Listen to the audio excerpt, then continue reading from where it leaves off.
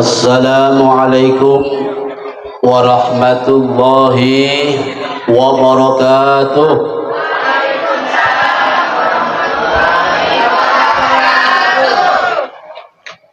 Bismillahirrahmanirrahim. Alhamdulillahi rabbil alamin. Alladzi asra bi'abdihi laylan minal masjidil haram ilal masjidil aqsa. Allahumma salli ala sayyidina Muhammadin adada man shalla alaih.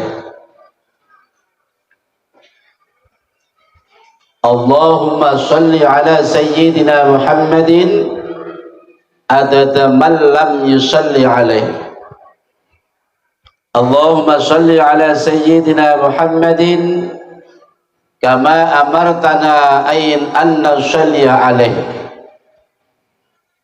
Allahumma salli ala sayyidina Muhammadin kama tuhibbu an yusalli alaih.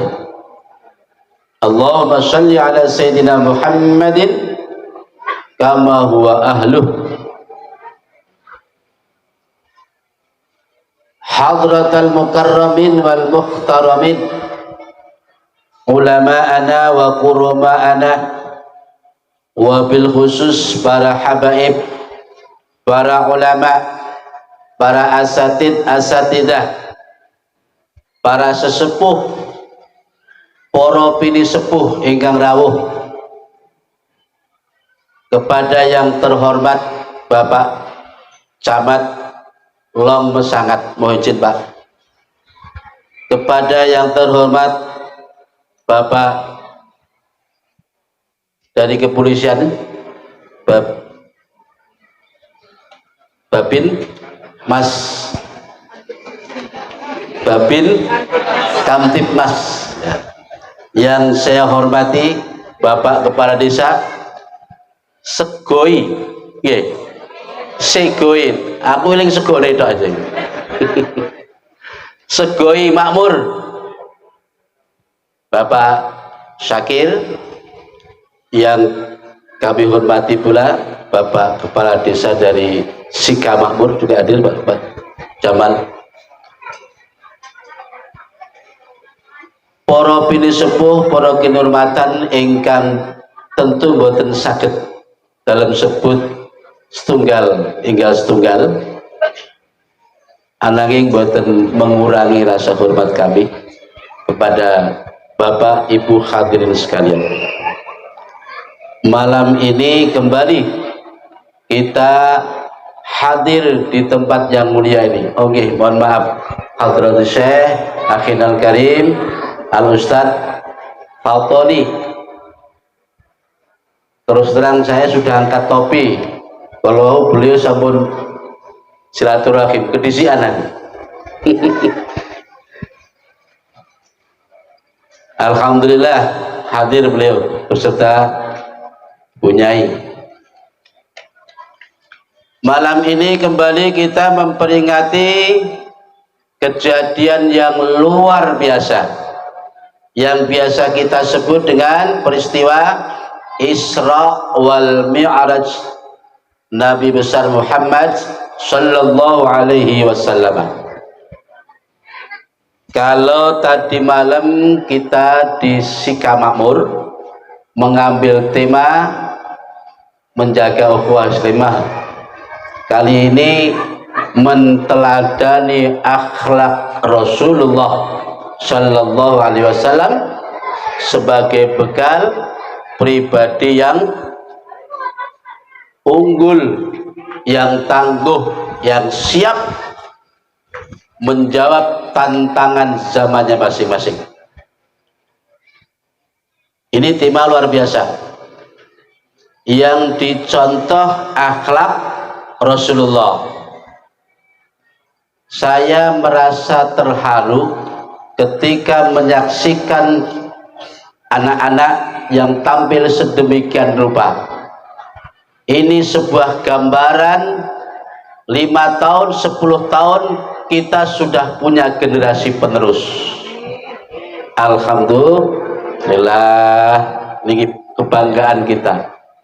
Kadang saya berpikir, Pak, kalau sekarang ini kita minimal dalam satu minggu setiap Jumat tahlilan, dongane para sesepuh.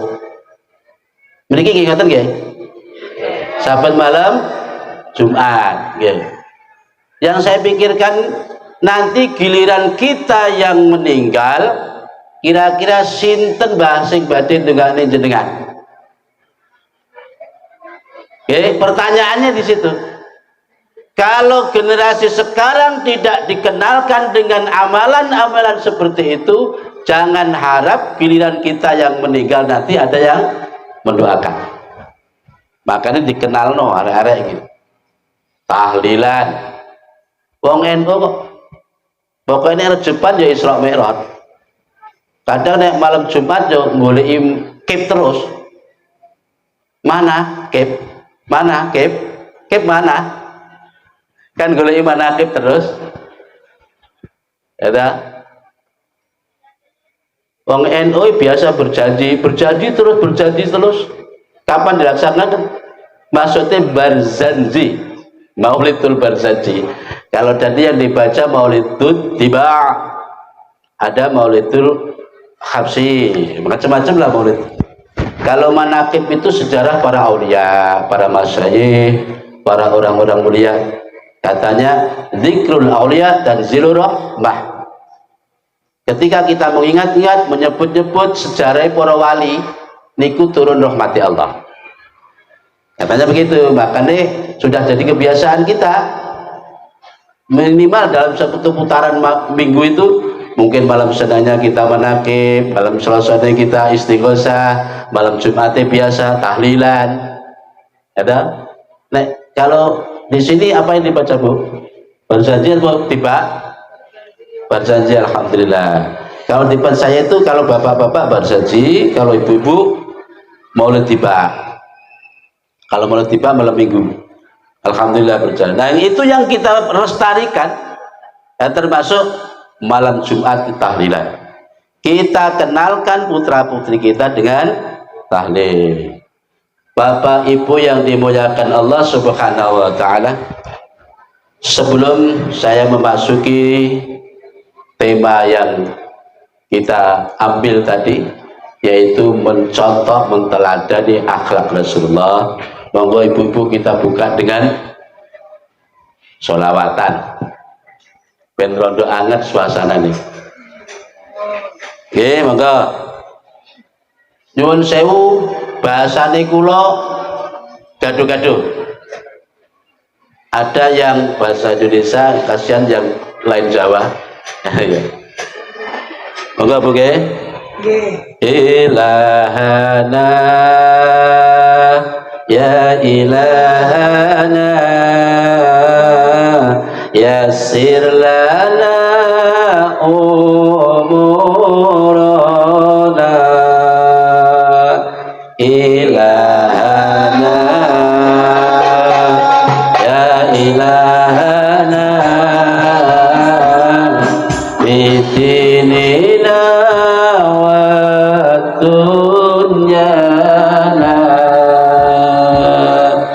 ya fattahu ya fattahu ya fattahu ya alimu. Lagi ilahana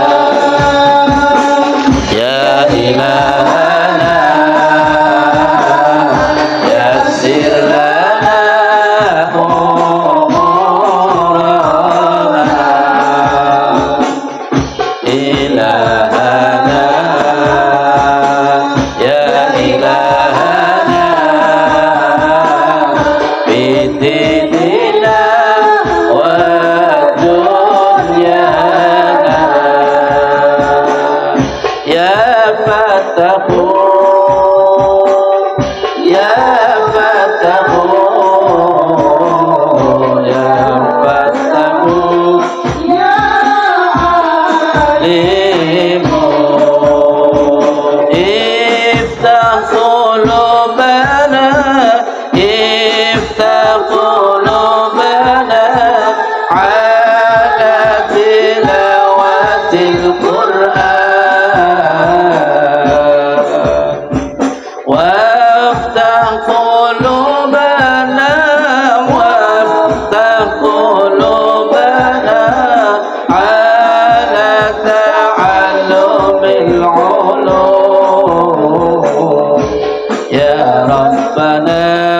ya Rabbana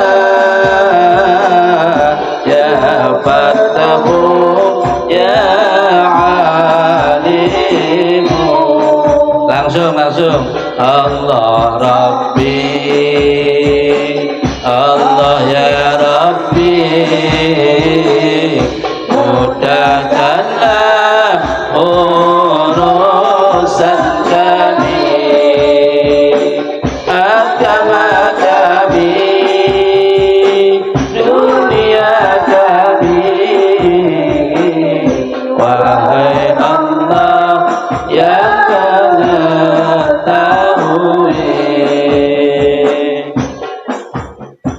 buka hati kami untuk membaca Al-Quran. Bacalah Al-Quran, bacalah Al-Quran, Al-Quran sumber kehidupan. Ya Rabbana, ya Rabbana, ya Fattahu, ya Alimu. Sallu ala Nabi Muhammad. Alhamdulillah. Pembukaan. Seluruh kisah tentang Isra Mi'raj sudah dipaparkan panjang lebar tadi malam di Sika Makmur. Dan malam ini saya lihat hadirinnya juga wajahnya yang tadi malam sebagian. Pokoknya aku cerita Isra Mi'raj, malah pengajiannya kuwi wae. Nah, karena ini judulnya akhlak Rasulullah. Pertama saya ingin angkat cerita, tinggal jauh-jauh Rasulullah dulu.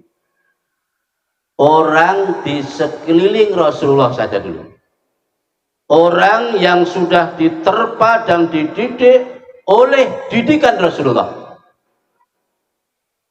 Saya ambil dari cerita Siti Fatimah adalah putri beliau, dan Sayyidina Ali karramallahu wajhah. Beliau juga selain sepupu Nabi juga sebagai menantu Nabi. Sayyidina Ali. Suatu hari karena tidak ada yang dimasak di rumah. Ini mantu Nabi loh. Sampai sing nang omah nek sing dimasak. Sayyidina Ali ini coba berupaya keluar rumah untuk cari kerjaan, cari penghasilan. Sekalinya begitu seharian sana sini tidak ada satupun yang mempekerjakan. Pulang dengan tangan kosong. Kedua kali besoknya begitu juga. Ketika datang, padahal Siti Fatimah di situ sudah 2 hari nggak makan. Jadi kalau soal nggak makan, kelaparan dan sebagainya ternyata sudah terbiasa yang dialami oleh orang-orang terdekat Rasul. Itu nek kerawak dhewe nanti beras dina niku sak RT krungu kabeh. Rono-rono cerita cerita sabar. Ya ta? Ini beda. Akhirnya Sayyidina Ali ketiga harinya berangkat. Hari itu seperti biasa, keliling, nggak ada yang mempekerjakan. Begitu waktu zuhur tiba, sebagaimana biasa, Sayyidina Ali sholat.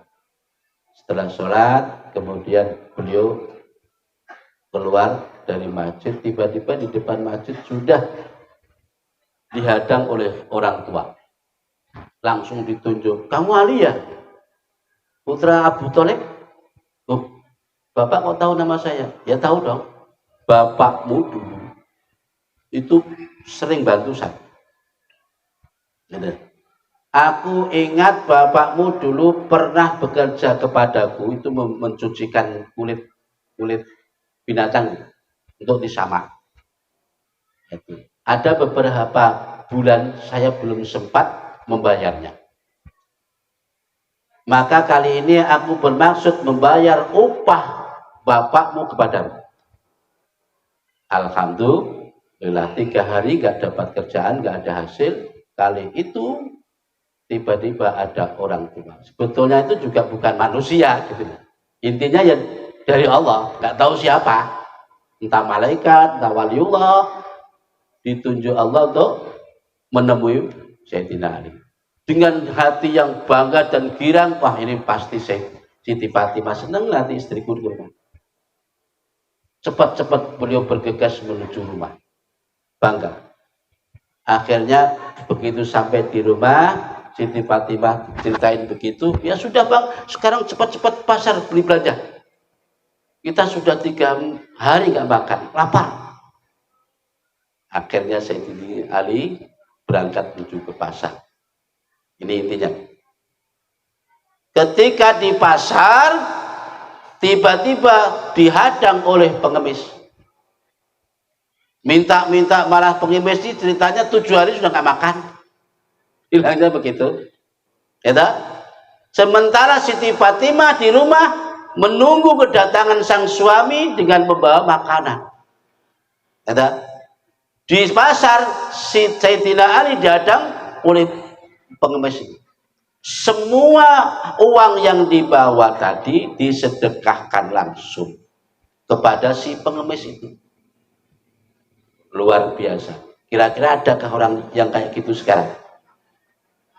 Ya, nah, Sayyidina Ali bingung akhirnya. Ini nanti gimana aku pulang ini? Siti Fatimah 3 hari gak makan. Aku juga. Gimana ini? Pulang dengan wajah yang lemes. Bingung nanti jawabnya bagaimana. Begitu totok-totok pintu, kok bahasa ini kok lemes betul. Siti Fatimah penasaran dibuka. Ternyata sang suami yang ditunggu di arah barat membawa makanan kosong. Tangannya nggak bawa apa-apa. Mohon maaf. Maaf sekali sayangku, istriku tercinta. Diceritakan tadi. Tadi saya mau beli makanan yang kamu pesan. Tapi tiba-tiba di tengah jalan, di pintu pasar, aku dihadang pengemis. Lalu uang itu tak sedekahkan. Ayo, kira-kira jawab sang istri kayak apa? Ayo, ibu-ibu kampung Sego ini apa ceritanya? Kira-kira piye ya? Ya. Dasar kamu paling gitu. Ternyata jawaban Siti Fatimah di luar dugaan. Ya Allah bang, terima kasih sekali. Andaikan aku yang mengalami, tentu aku lakukan apa yang abang lakukan. Inilah jiwa yang sudah diterpa oleh didikan Rasulullah. Patut ditiru ibu-ibu long sangat. Ayo, siap orang tiru? Iku nggak usah jauh-jauh akhlaknya Nabi, akhlaknya wong sekeliling Nabi aja lah dulu. Siap orang? Ya. Paling yang ngono dasar kamu Pak sok-sokan paling gitu. Ya toh? Itu sekelumit cerita akhlak. Ya, makanya kalau bicara tentang akhlak Nabi, Masya Allah, tidak ada habis dan diceritakan. Kita tidak akan mampu. Jadi Pak, ngendikane Pak Lurah tadi minimal 50, setidaknya 80%. Jangankan 50, ya, kita bicara tentang sunnah Nabi yang dipikirkan malam Jumat doa. Paling kuwi seakan-akan ngasih image bahwa Nabi ku malam Jumat ngurut terus. Ya, padahal sunnah Nabi bukan itu toh. Itulah. Ini satu. Ada sebuah kisah. Ini ada hadis, insya Allah berbunyi begini. Au kama qol, berbunyi. al mar'atus sholihah khairun min alfi rajulin ghairu sholih. Perempuan satu yang sholihah itu lebih baik daripada 1000 laki-laki tapi nggak soleh. Masya lanang 10.000 nggak soleh, kecil. Bahkan menurut setan gampang diguling nih, dibanding dengan satu perempuan yang solehah. Ini luar biasa. Nah, makanya nek kadung solehah itu orang kaya wedok pahalanya besar. Pahalanya besar sekali. Tapi nek kadung gladrah dosane gede. Nah, niki kisah gitu. Terus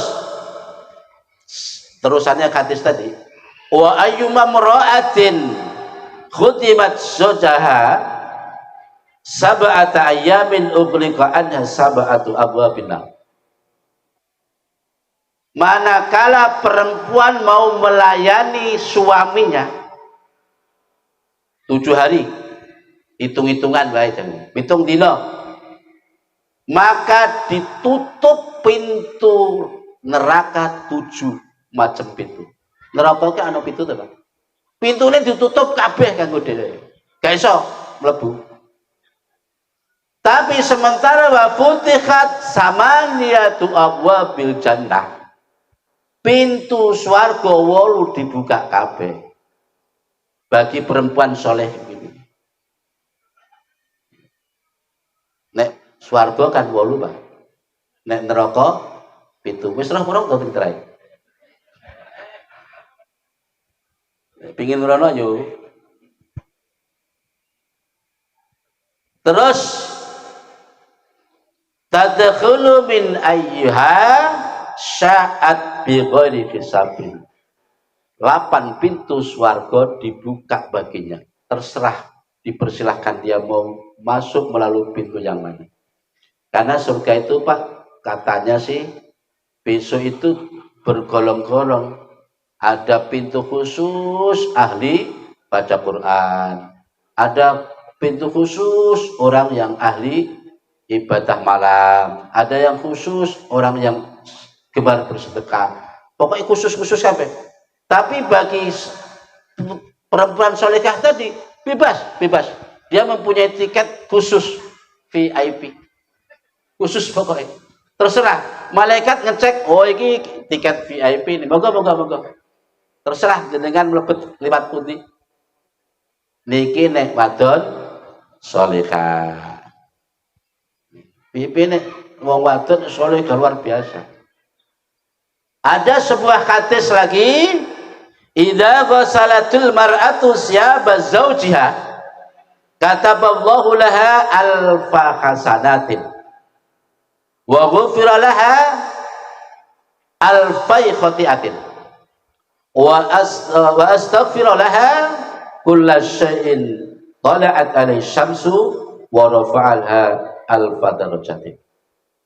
Ini khususnya ibu-ibu, saya kasih kabar gembira.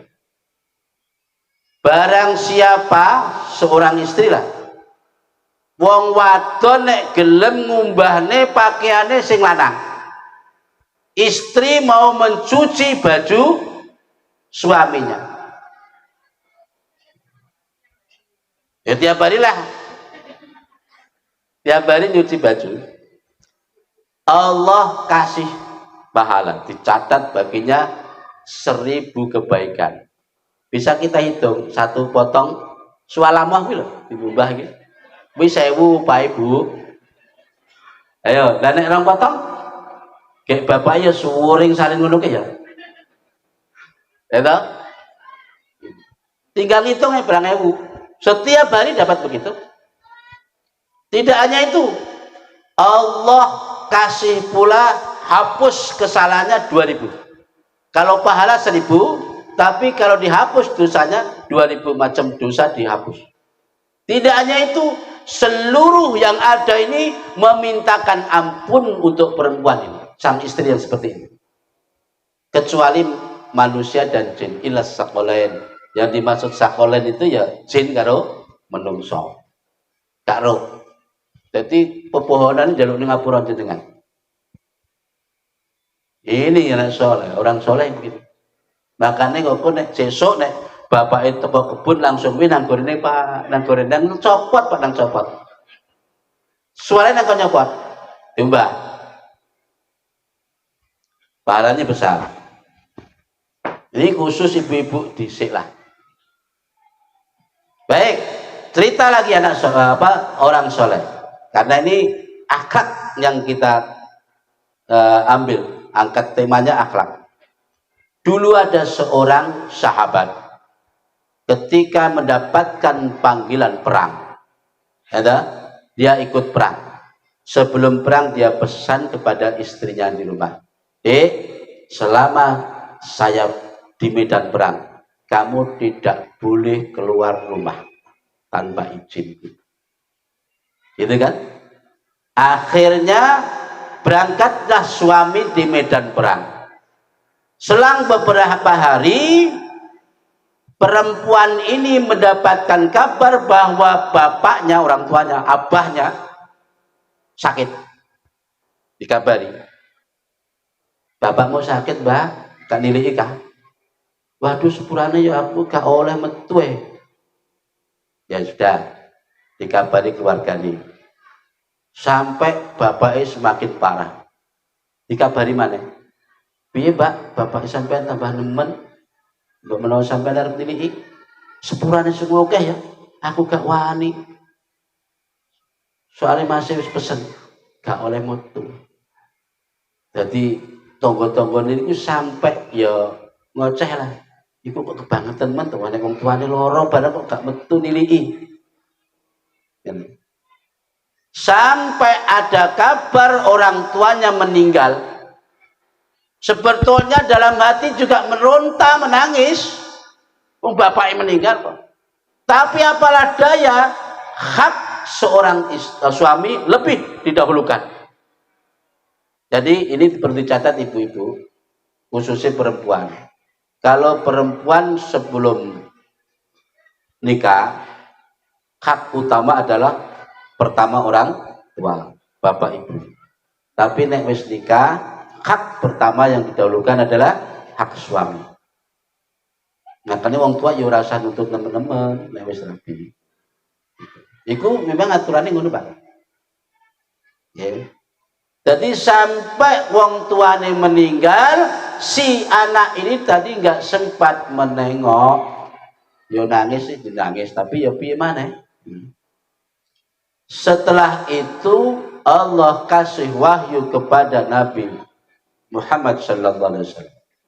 Kabari itu orang bahwa dosanya diampuni semua karena taatnya kepada sang suami. Bukan hanya itu, dosanya wong tuane yang meninggal juga diampuni oleh Allah. Lantaran dua anak solehah. Bangga toh? Iki nek wong wedok solehah ngluwi, Pak. Ayo padha ditiru. Nek wong saiki kan ora. Buru-buru nek pasar minta izin. Wong lanang teko kebun seger-seger tibake ning magane wong. Nek iki wong wedok iki. Sekaline wasik juga kok ning ngerumpi.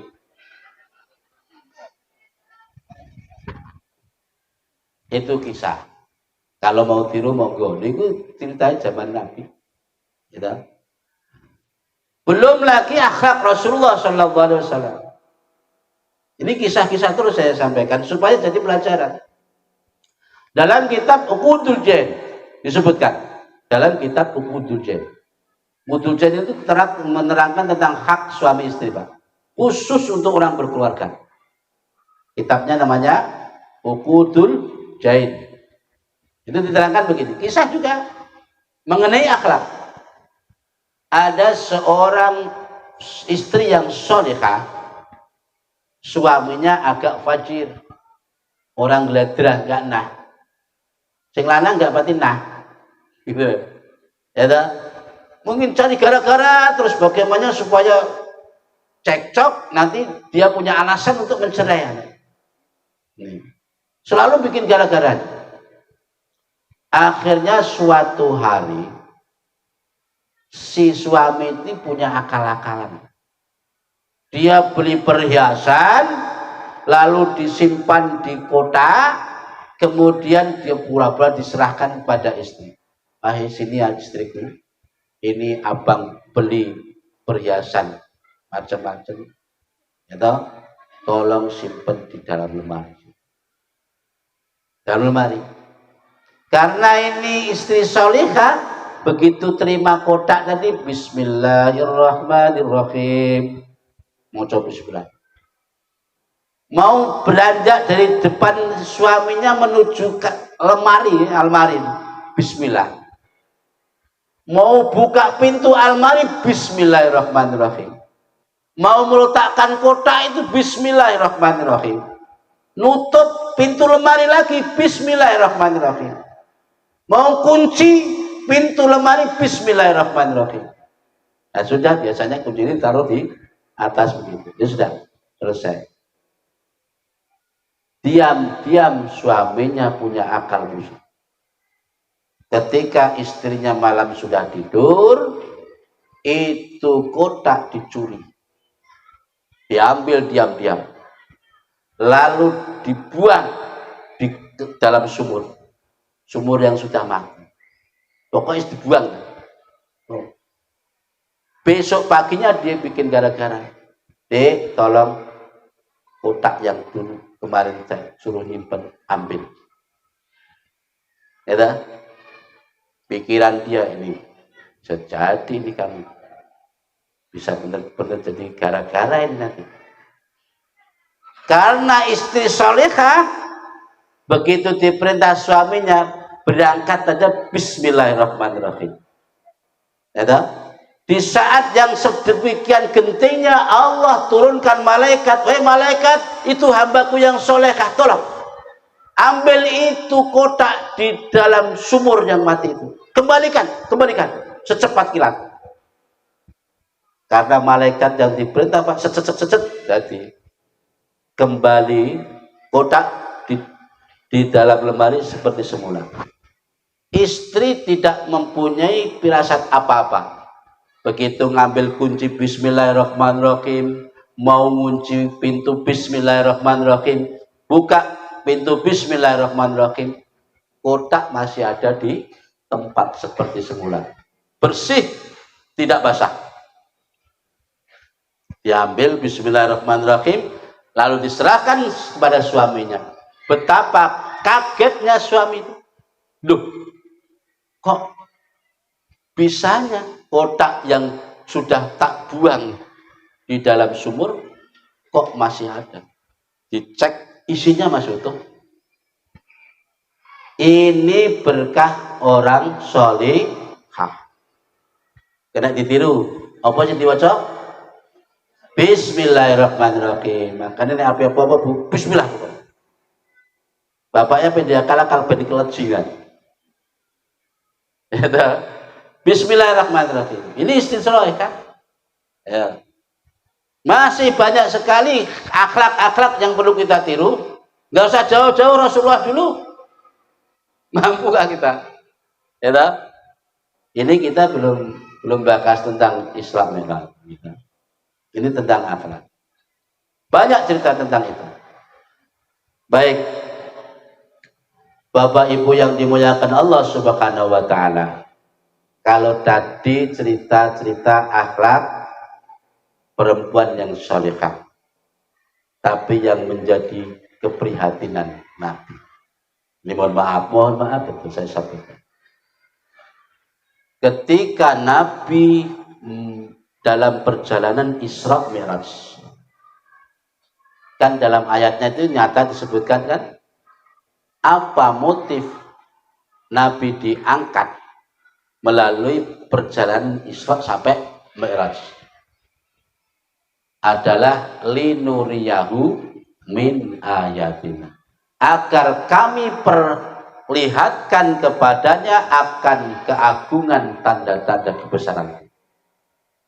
Makanya setelah Nabi menghadap Allah pada saat Isra Mi'rajnya, kemudian mendapatkan perintah sholat 5 waktu yang kemarin sudah saya terangkan, saat itu Nabi lalu dijak plesir oleh malaikat Jibril, ayo Muhammad, kita jalan-jalan. Kemana? Kita jalan-jalan ke surga dulu. Ke surga dulu. Namanya di surga Pak, tentu banyak nikmat dan hal-hal yang menyenangkan. Sampai Nabi menyaksikan ada orang yang hari itu tanam, hari itu panen. Begitu dipanen, belakangnya sudah tumbuh lagi. Tumbuh lagi. Sampai nggak ada habisnya. Nabi sampai bertanya kepada Jibril, ya Jibril, itu perilaku orang apa? Kok sampai segitu suburnya tanah? Begitu dipanen langsung tumbuh lagi. Panen tumbuh lagi. Itulah gambaran orang yang dulu di dunia gemar bersedekah jariah. Bersedekah tapi jariah. Sedekah yang sedekahnya itu selalu mengalir. Pahalanya mengalir. Seperti kita titip harta ke masjid, bangunan masjid, bangunan madrasah, diniyah, TPA, tempat-tempat pondok pesantren dan sebagainya. Selama bangunan itu masih dipakai, maka pahala selalu mengalir. Meskipun orangnya sudah meninggal. Itu disebut jariah. Makanya amal jariah itu amal yang mengalir pahalanya. Itu gambarannya. Ya pokoknya kalau tentang surga ya enak-enak dah. Akhirnya Nabi diajak pula plesir jalan-jalan ke neraka. Ya Allah, ketika di neraka itu Nabi sampai diperlihatkan berbagai macam siksaan Allah. Ini kalau cerita tentang siksaan, mohon maaf manakala nanti ada yang terjadi ketersinggungan. Saya sampaikan dari kitab Duratun Nasihin, silakan dicek dalam kitabnya ada. Pertama, Nabi menyaksikan orang yang dikeprui kepalanya. Dan saya dikeprui, Pak. Nek ra ngono ya malaikat ngeprui. Ora nek apa-apa ndak sing ngeprui. Kayak orang nggak punya kerjaan aja. Ya Jibril, itu dosanya orang apa? Kata Jibril, itu umatmu Muhammad, gambaran orang yang berat kepalanya ketika melaksanakan sholat. Pokoknya nek krungu adzan, wapot rasanya arep masjid. Ndak saya dikeprui dewi. Malam-malam, pagi-pagi dengar adzan, wah, mana gerimis, dingin-dingin, yang masjid kumandang adzan. Ape tangi koyo wabet. Ya ndak sing abet iki supaya dikeprui dewi. Gambarannya sudah disaksikan sendiri oleh Rasulullah. Yang kedua, Nabi juga menyaksikan orang yang mempunyai beban mikul kayu. Wis perasa keberatan jadi ditambahi mana? Dia wis meteng-meteng jadi ditambahi mana? Wis karwane keberatan ditambahi mana? Nabi bertanya kepada Jibril, ya Jibril, itu tingkai wong apa kok koyo ngono? Jawab Jibril, ya Muhammad, itu gambaran umatmu, di mana ia sudah mempunyai menanggung satu amanah, lalu dia masih mengharapkan amanah-amanah yang lain. Amanah itu titipan, Pak. Kita mempunyai titipan semua loh. Itu anak titipan, istri titipan, itu harta titipan, umur titipan, anggota badan ini titipan semua. Dan itu nanti semuanya akan dipertanyakan, dipertanggungjawabkan. Amanah semua, jabatan, kedudukan, semua amanah. Kalau tidak bisa menyampaikan amanah, ya gambarannya kayak mana? Wis dadi ketua iki, cek pingin ketua mana? Kok ditunjuk jadi ketua, iya gelemane. ketua kelompok tani, ketua kelompok iki, ketua sampai ketuaan. Gelem terus. Gitu. Lah kuwi sampean gambarane ngono mau, mikul wis kabotan jet ditambahi maneh. Gak nek leren. Bebannya gak ada berhenti. Itu gambaran yang disaksikan Nabi di neraka. Kalau itu umum, laki perempuan mengalami. Gitu. Ada lagi, ini mohon maaf. Bukan tak cerita kabeh supaya blak-blakan aja. Ada orang yang di depannya ini disuguhin apa ya? Daging lezat. Ya sate sing mungah-mungah. Gitu. Yang lezat, kenapa dia justru ngambil daging yang busuk, yang berbelatung? Yang ono sing sehat, sing lezat nikmat, justru dia mengambil yang busuk, yang bau, yang berbelatung. Tingkah yang aneh-aneh ditanyakan lagi. Ya Jibril, ini tingkahnya orang apa? Jawab Jibril, ya Muhammad, itu tingkahnya umatmu yang di rumah ada istri yang halal tapi masih suka jajan. Ini mohon maaf loh ya. Belak-belakan kita nek konco atau apa? Ya dah. Saya suka jajan. Neng omah enek istri yang halal tapi masih suka jajan. Sampai senengane yang busuk. Ya Gusti Allah adil loh. Adil pokoknya. Biyen ngono ya iki dadine. Itu. Baik. Ini kalau cerita yang siksa-siksa jenis umum banyak sebetulnya ya. Tak punggelan. Suatu saat Sayyidina Ali, Siti Fatimah, sowan dengan abad pada Rasulullah Sallallahu Alaihi Wasallam. Ketika masuk pintu rumah, tiba-tiba mereka mendapati Rasul menangis terseduh-seduh. Sayyidina Ali bertanya, "Maju bekika ya Rasulullah, apa yang menyebabkan engkau menangis seperti itu?" Rasulullah lalu mempersilahkan mereka duduk. Putri beliau dan menantu beliau duduk. Jadi Rasulullah bercerita ini sambil menangis, Pak. Ketika aku di Isra Mi'rajkan, lalu aku diajak plesir jalan-jalan di neraka. Aku menyaksikan berbagai macam jenis siksaan manusia. Namun yang saya saksikan siksaan itu banyak dari golongan perempuan. Golongan perempuan. Ini. Akhirnya Nabi menceritakan berbagai macam siksaan. Mohon maaf ibu-ibu, kalau tadi ada cerita solekah kayak menomau. Kali ini ceritanya Nabi ketika menyaksikan siksaan perempuan. Yang pertama, ada perempuan yang digantung tubuhnya pakai rambutnya yang digantung. Ora kok pakai tali temali, Pak. Bukannya ada digantung tok, tapi ngisor dipanggang sampai otaknya umop bergejolak saking panas. Nggak usah dibayangkan koyong gini iki. Dane wong ini. Wis pokoknya ora rusa menungso ya. Ora rupa menungso. Tapi itu perempuan. Gitu. Terus Nabi bercerita sambil menangis terus.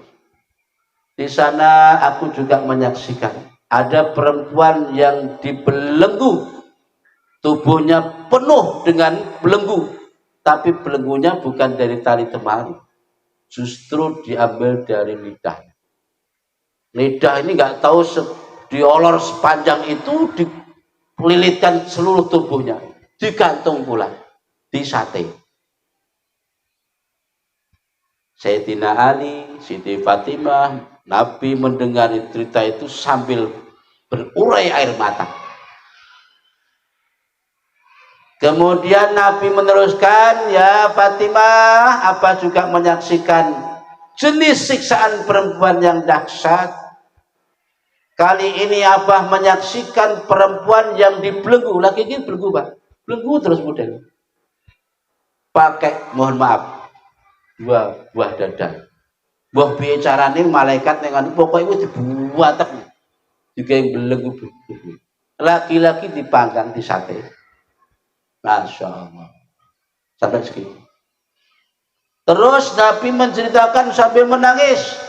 Abah juga menyaksikan, wahai Fatimah, ada perempuan yang dibelenggu. Dibelenggu mana? Kakinya pakai tangan. Buah tangan ini dia diuntir-untir, dilebok nih. Kakinya sampai dipanggang tuh. Pokoknya dipanggang tapi sate. Sampai Binti Fatimah menjerit, ya Abah, memangnya mereka berbuat apa?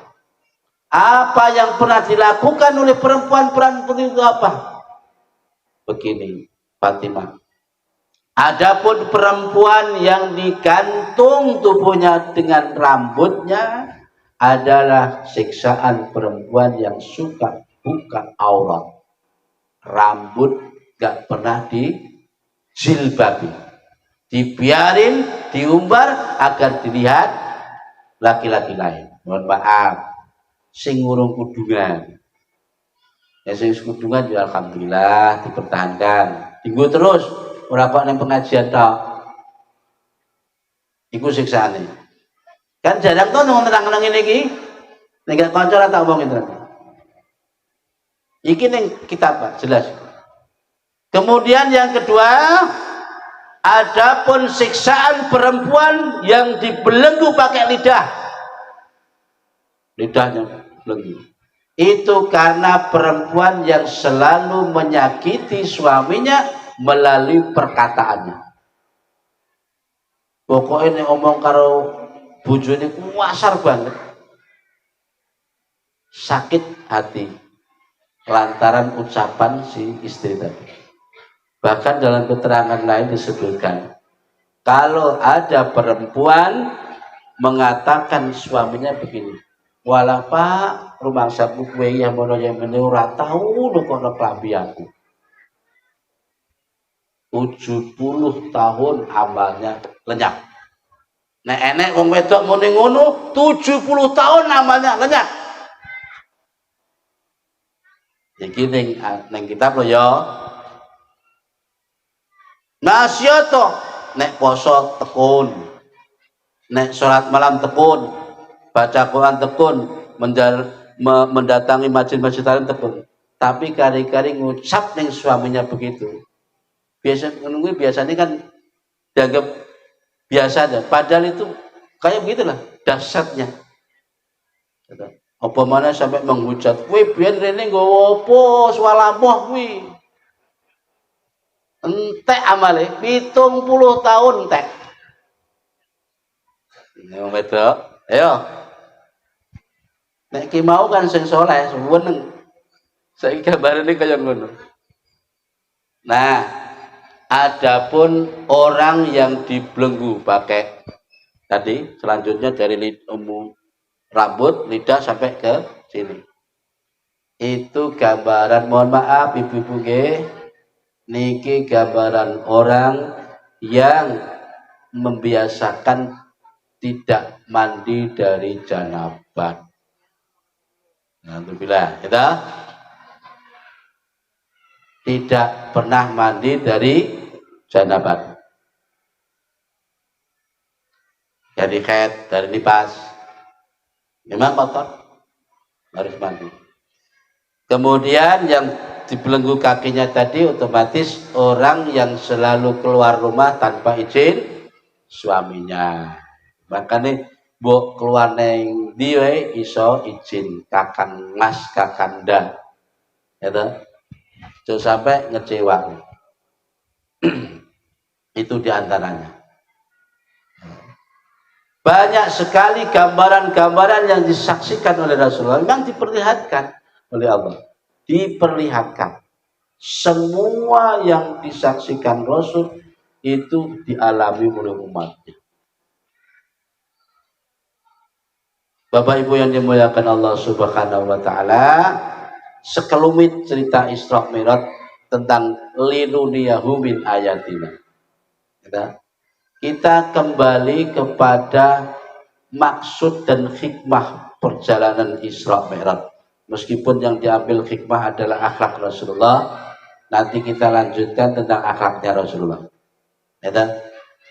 Di dalam ayatnya itu disebutkan Subhanalladzi, pakai bahasa tasbih. Pembuka ayatnya Subhana, itu menunjukkan kalimat yang setelahnya menerangkan itu adalah sebuah kejadian yang luar biasa. Orang Arab itu kalau melihat sesuatu yang menakjubkan atau menyaksikan perkara yang besar, itu selalu membiasakan subhanallah, subhanallah, bertasbih. Itu. Sehingga Allah seakan-akan ingin menunjukkan ini yang mau diceritakan ayat ini adalah sebuah peristiwa yang besar. Yang mungkin menurut akal gak masuk. Perjalanan Isra Mi'raj itu hanya beberapa menit saja. Tapi yang dialami Nabi, mungkin pengalaman yang dialami itu mungkin sampai beberapa tahun panjangnya. Gitu. Tapi itu semua terjadi karena Allah menghendaki. Ya tak? Kalau Allah yang menghendaki, semuanya bisa terjadi. Kayak ini Pak, jam tangan ini Pak ya.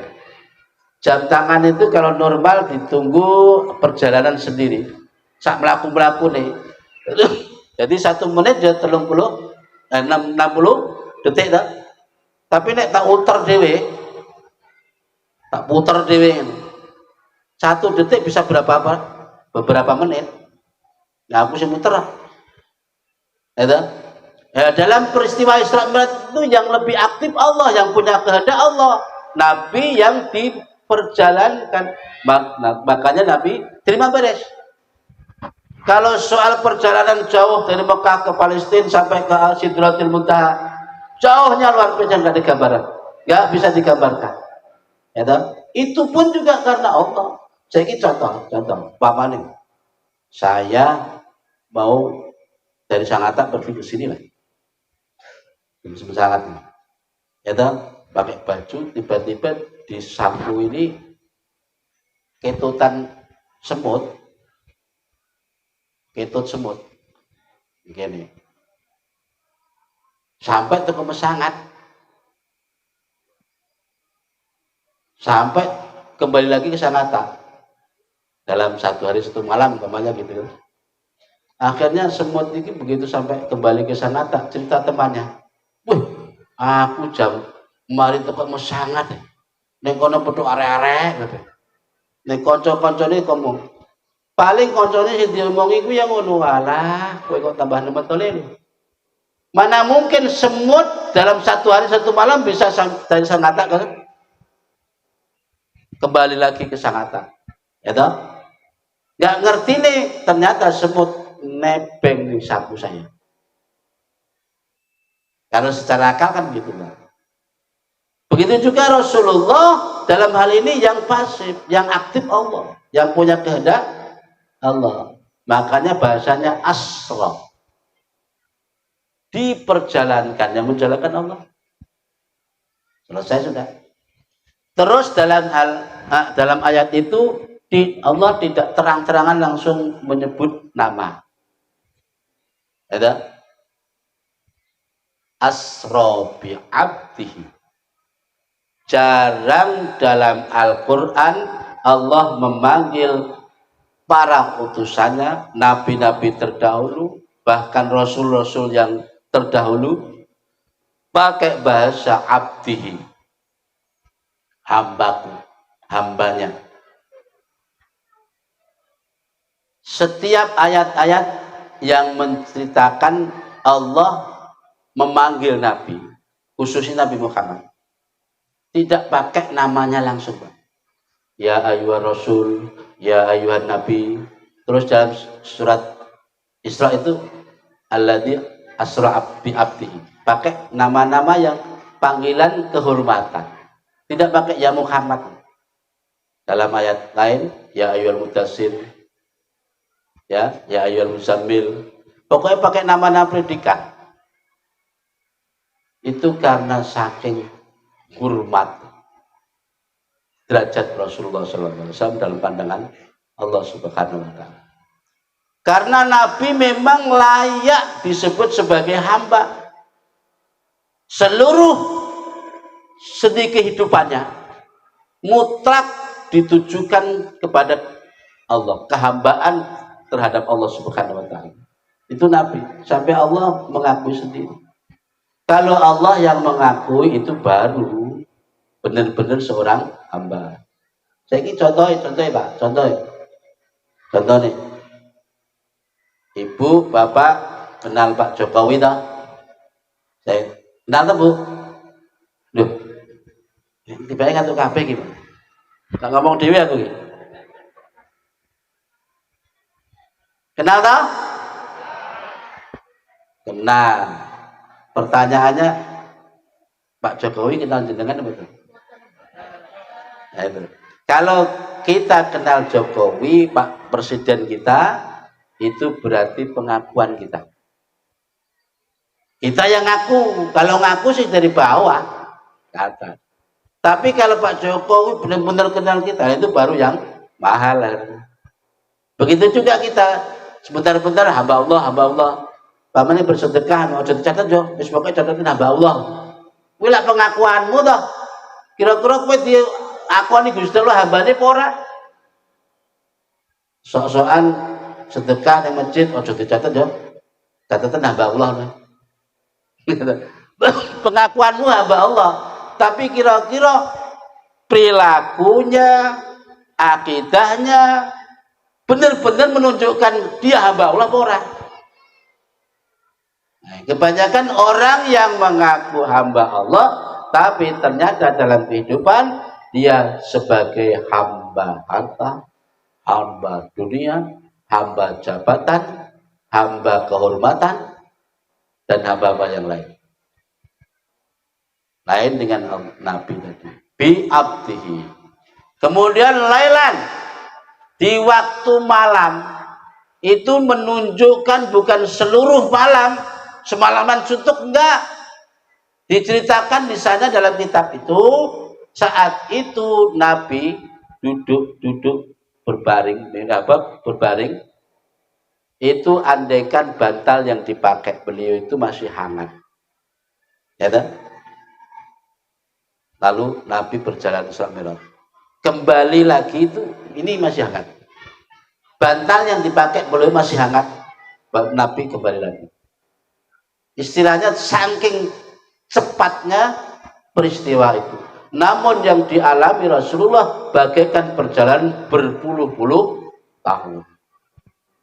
Itu kalau tidak karena Allah tidak mungkin bisa terjadi.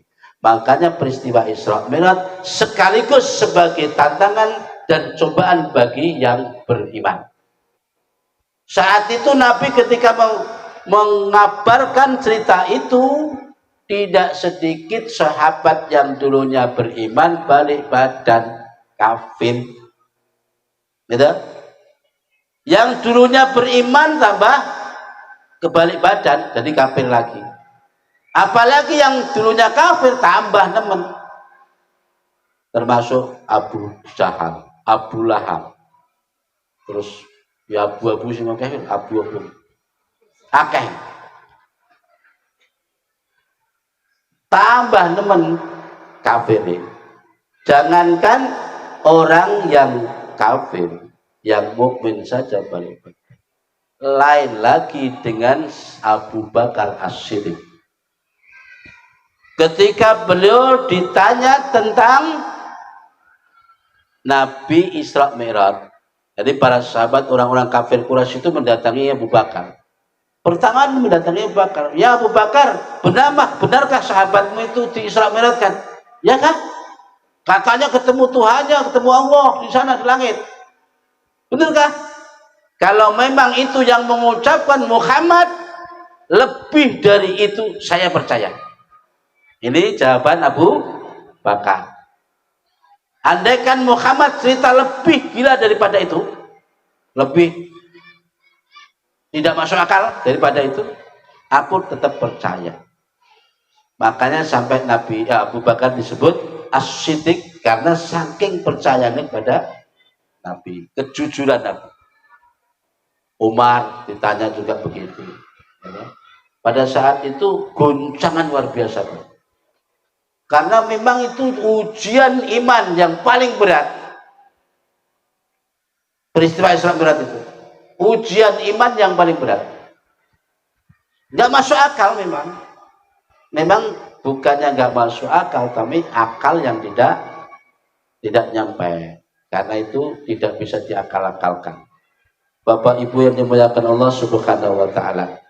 Kembali kita tutup ceramah pada malam hari ini mengisahkan beberapa akhlak Rasulullah. Kembali. Ya. Suatu saat Nabi ketika mau pergi ke masjid sholat.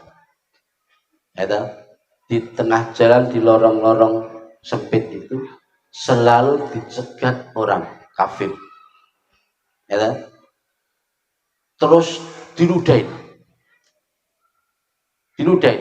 wongi kafir muto bisa. Angger ketemu Muhammad kresek-kresek langsung ngadeg ngidul. Nabi dengan sabar berjalan berlalu menuju masjid. Besoknya juga begitu. Ketika Nabi lewat situ kresek orang itu mau ngutoi, langsung dia berdiri langsung ngidoni curug. Nabi nggak menjawab juga bergeming balik. Sampai suatu hari ketika Nabi lewat situ tiba-tiba orang ini kok nggak ada. Ditanya sana sini. Pikiran Nabi loh, langgananku kok gak enak ini. Langganan gitu nih. Ditanya sana sini. Ternyata orangnya sedang sakit. Nabi bergegas dari sholat langsung bergegas pulang. Tanya istrinya, Siti Aisyah, ada makanan kah di dapur? Oh ada Pak. Akhirnya bawa roti, bawa makanan. Untuk apa Pak? Mau menjenguk orang sakit. Dicari-cari rumahnya mana di lorong-lorong, akhirnya ketemu. Itu cocok-cocok pintu. Assalamualaikum. Orang ini sudah mengenal suara Nabi. Pikirannya tidak mati ya. Ini Muhammad teko arep bales iki. Aku lagi sakit ya. Begitu dibuka pintu ternyata di luar dugaannya. Nabi dengan senyum lalu menanyakan bagaimana kabarmu Pak? Ini saya bawakan makanan. Semoga Bapak sehat-sehat. Langsung orangnya menangis terseduh-seduh. Ternyata itu juga orang kafir. Karena akhlak Rasulullah yang luhur itu, beliau langsung menyatakan diri bersahadat. Begitu luhurnya akhlakmu ya Muhammad. Saat ini aku bersaksi. Tiada Tuhan selain Allah dan engkau adalah utusan. Karena akhlak. Wah bukan. Soal akhlak. Makanya Nabi mendidik para pengikutnya benar-benar dengan akhlak. Sampai terkenal innama buistu li utammima makarimal akhlak. Sesungguhnya aku diutus untuk menyempurnakan akhlak. Pertanyaannya, apa akhlak manusia saat itu bobrok? Bukan bobrok lagi. Nabi diutus di tengah kaum yang disebut jahiliyah. Umat sampai disebut kebodohan. Gak enek wong jahiliyah kejaba umat zaman dulu. Umat kaum Quraisy. Nabi diutus kan di lingkungan situ. Saking dia kebodohnya gitu Pak. Biar ceritanya biar. Sampai nek duwe anak wadon dipateni urip-uripan. Karena mereka menganggap anak perempuan aib baginya. Nek wong ra duwe anak lanang dianggap padha karo mandul. Itu ungkapan mereka. Saya makanya Sayyidina Umar itu Pak, ketika termenung-menung begitu, kadang beliau menangis sendiri. Lalu ketawa, nangis, tawa. Ditanya sahabat memperhatikan, ya Umar kenapa kamu nangis? Lalu tertawa, lalu nangis, lalu ketawa kayak orang gila aja. Abu Bakar, Sayyidina Umar menjawab, aku menangis itu ingat dosaku dulu. Anakku tak kubur urip-uripan. Itu gara-gara gini Pak. Istri Umar ini saking menyembunyikan anaknya supaya nggak ketahuan bahwa anaknya Umar ini perempuan. Bocah wadon dipakein koi pakaian lanang.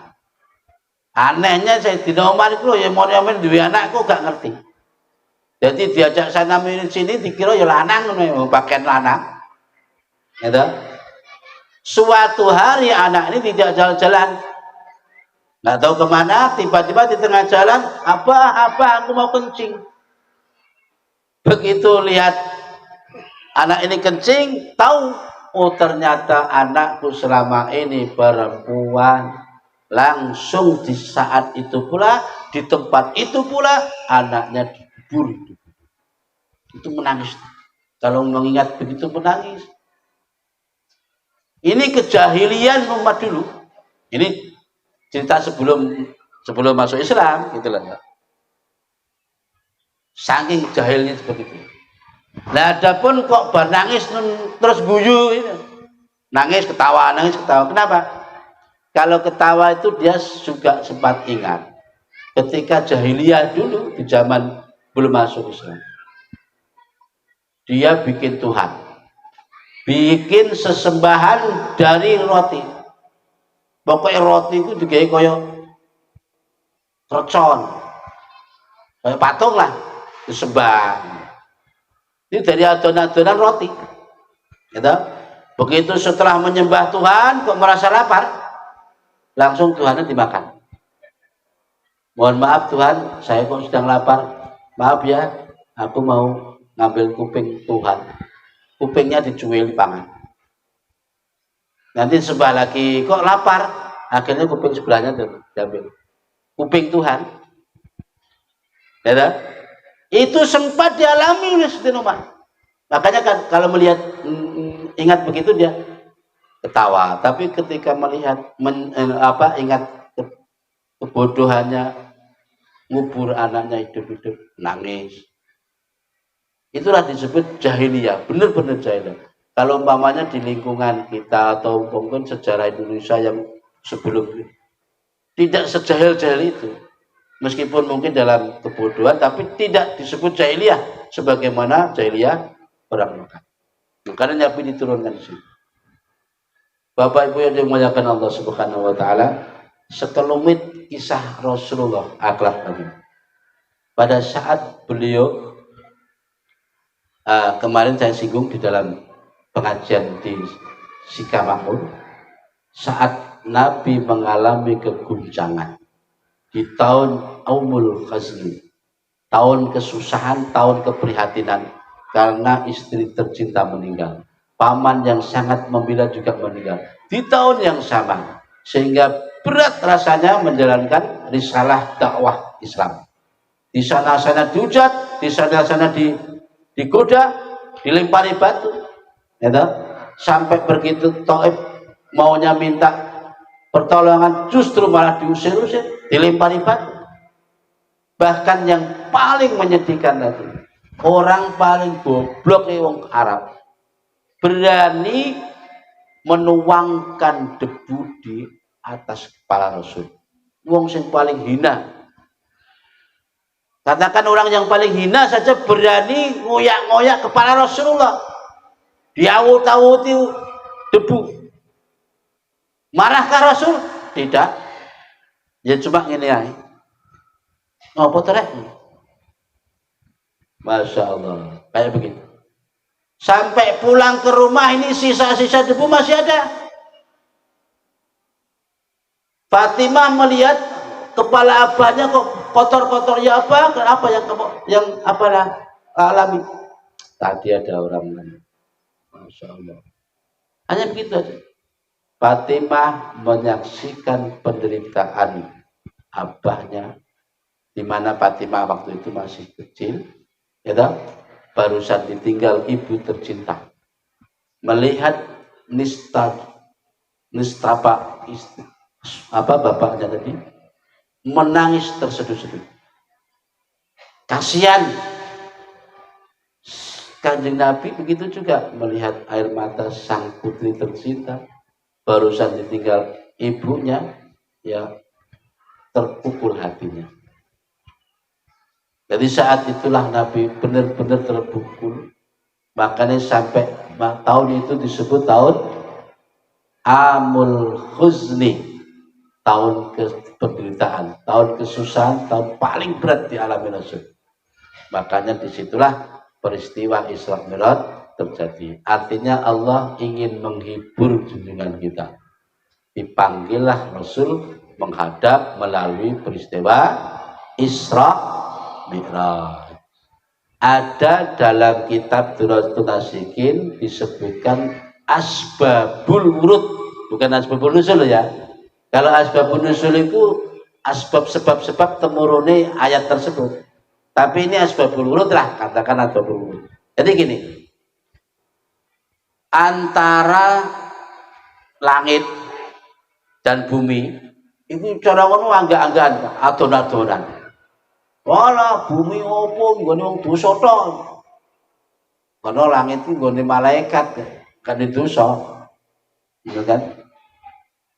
Yo ora ning bumi enek air, enek taman, enek apa air terjun gunung indah-indah ngono itu bumi kabeh. Langit gak iso jawab. Jangan iso jawab deh. Oh ning kene nek wong sing mulya, malaikat Jibril, Mikail, malaikat yang mulia-mulia dalam pandangan Allah. Pokoknya padha adon-adonan. Langit karo bumi. Akhirnya bumi bingung. Buatan. Kamu mau kalah dengan aku. Di sini di punggung ini ada Muhammad. Muhammad kekasih Allah. Dijawab ngono ki Pak, langit gak iso jawab. Oh iya ya. Memang ada makhluk Allah paling mulia di sana. Akhirnya langit pun memohon kepada Allah, ya Allah, aku gak mau kalah. Bagaimana Muhammad supaya bisa ke tempatku? Nah, itu kisah lain daripada asbabun nuzul ayat tersebut. Ayat subhanalladzi asra itu asbabun nuzul sebagaimana yang diceritakan tadi. Tapi di sisi lain asbabul wurud itu kaya ngono antara bumi karo langit ana wadon-wadonan. Akhirnya Gusti Allah kersa memanggil nimbali junjungan kita Muhammad Rasulullah SAW untuk sowan menghadap sing oleh-oleh perintah sholat sampai 5 waktu sehari semalam. Bapak Ibu yang dimuliakan Allah Subhanahu wa taala, cukup malam yang kesempatan kali ini mungkin apa yang saya sampaikan tidak besar atau setinggi harapan Bapak Ibu Saudara sekalian. Namun sebelumnya kita tutup, mari ibu-ibu kita bersolawat lagi menghangatkan suasana. Kemudian sebelum saya tutup tadi ada titipan dari panitia. Ini ada beberapa hadiah untuk yang bisa menjawab pertanyaan yang saya ajukan. Kalau kemarin di Sika Mahmud telu, iki wakeng pertanyaan noboy. Siapa yang bisa menjawab maka berhak menerima hadiah. Terserah umum sifatnya, anak-anak, bapak-bapak, ibu-ibu terserah nanti. Ayo kita selawatan dulu biar hangat dikit. Cek. Bismillahirrahmanirrahim. Man ana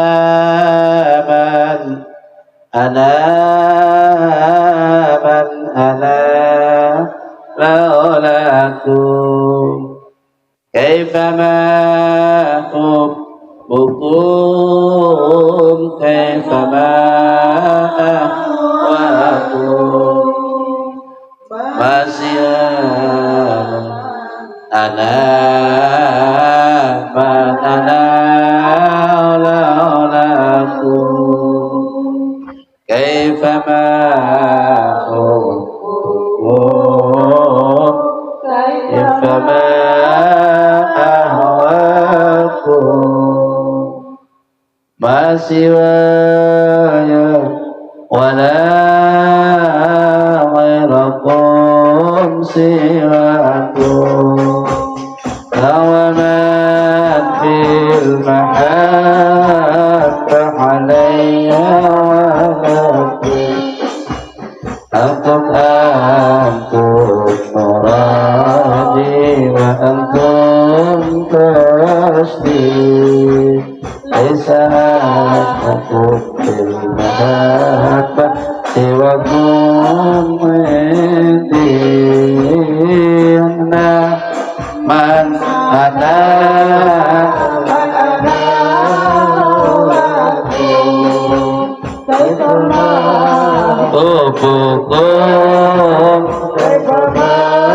أهواكم من أنا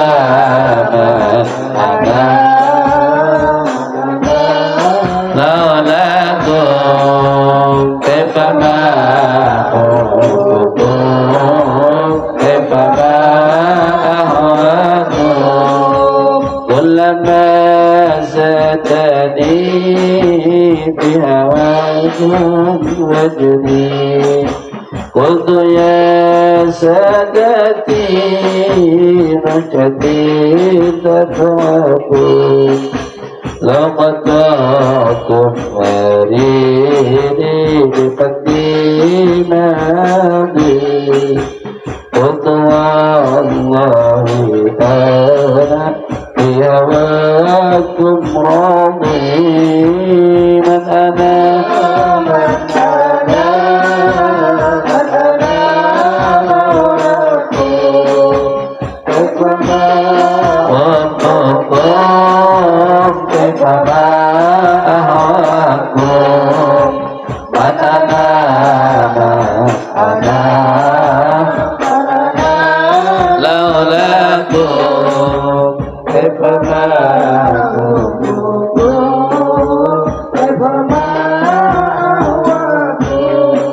صلوا على النبي محمد.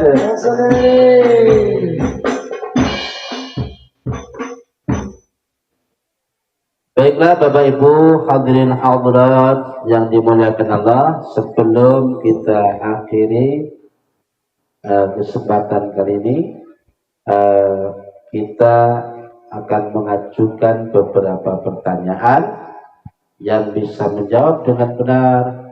Maksudnya jawabannya benar, dengan benar jawaban ini. Jawaban benar, maka akan mendapatkan hadiah ini. Yang pertama, ini umum sih. Laki, perempuan, bapak, ibu, anak-anak, monggo. Ayo, anak-anak siap. Sekitar yang saya ceritakan dulu tadi, ya, dan ya mungkin ya umum lah sifatnya. Pertanyaan pertama.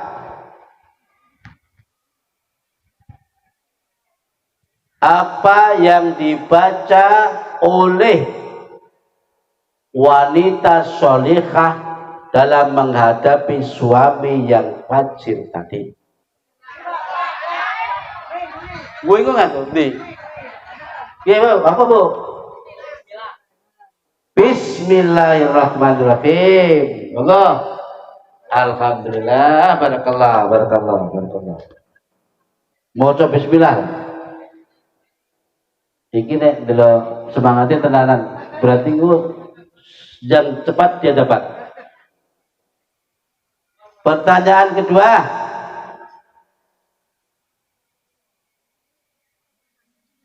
Apa yang didapat oleh Rasul dalam perjalanan Isra Mi'raj? Salat 5 waktu, monggo. Alhamdulillah. Lagi kemarin dapat dia ya? Waduh, orang yang sana. Tapi rezeki gak kemana? Aduh, berkala, berkala.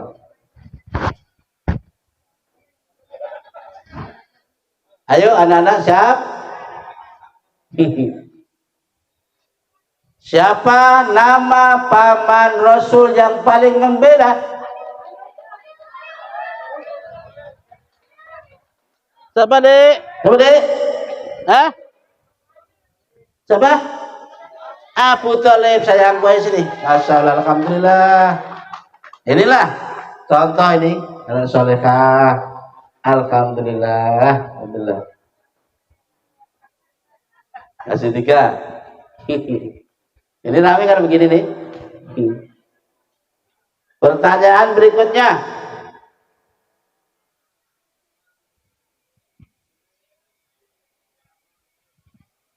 Apa lagi? Bingung ini.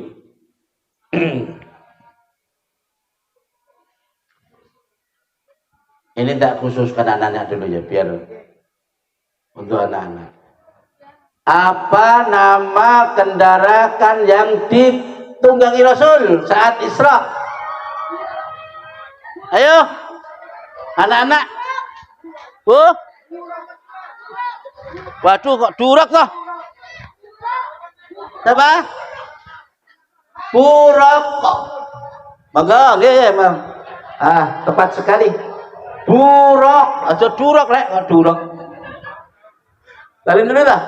Alhamdulillah, barakallah. Buruk. Aja durak.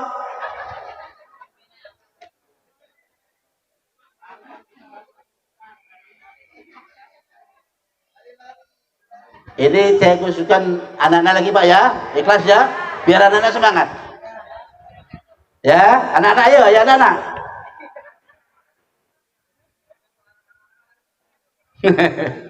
Tadi yang Ustaz sudah. Siapa yang menemani Nabi sepanjang perjalanan Isra Mi'raj?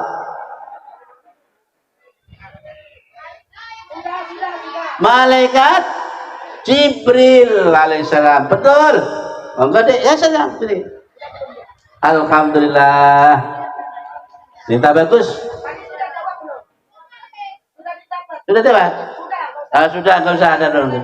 Sudah ada tidak? Sudah. Yang lain ya. Yang lain biar seru kita, biar seru.